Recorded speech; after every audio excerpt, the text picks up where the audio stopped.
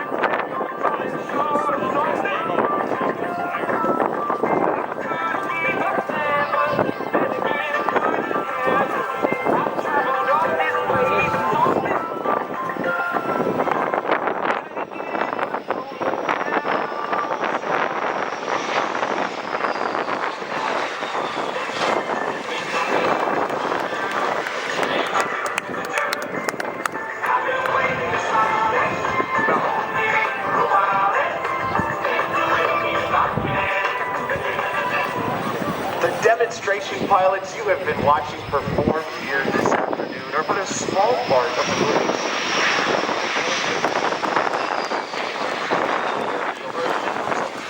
Blue Angel Missions through hard, many long hours and unselfish dedication.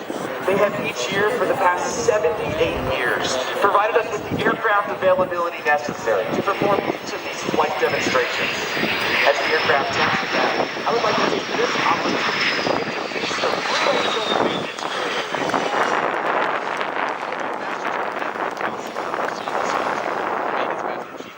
Montes from Pico Rivera, California.